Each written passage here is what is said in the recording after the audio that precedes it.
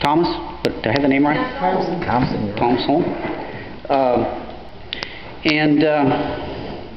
So I want to read this poem that I wrote a couple years back. We have a memorial service every year for everybody who dies homeless in Cincinnati, and I remember it's always in December. I sat there trying to read this poem like this,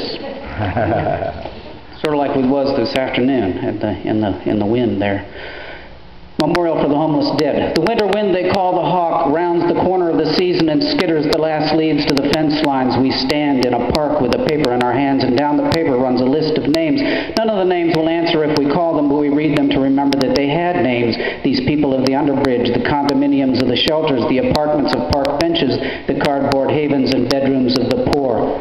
What can we say about these names but that they died, some in the usual way and some in ways it hurts to think on. They died of violence, accident, and neglect. They died of untreated disease, of overdose and underattention. They were cold, they were hungry, they were sick, and they died. And now they are nothing but a list of names running off into the wind.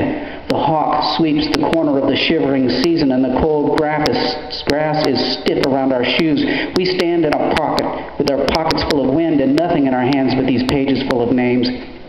And the names are fading from our sight. They were cold, they were hungry, they were sick, they were overdosed and underfunded, displaced from the neighborhood of the living, and now their names trickle into the cold, stiff grass. The hawk tests the currents of the turning season and strips the warmth from the downtown towers. We stand in a park with our hats full of dust, and we ask, who decided which doors would open, and who decided which doors would close, and who decided these names would be on the list that we read this day? They were cold, they were tired, they were gentrified, and they died, and now their names fade into the light. The hawk calls once in the sweep of the changing season and wickers away the last of the leaves. We stand in a park with our hands full of light, and in the light a list of eternal names. They were cold, they were sick, they were hungry, they were overdosed and underguided, and they died. If we call these names now and it seems they do not answer, we can learn to listen in the grass, in the wind, in the shower of sunlight that falls around us. We can listen in the cold cry of the hawk. Listen close. They're a whisper now in the tongue of God.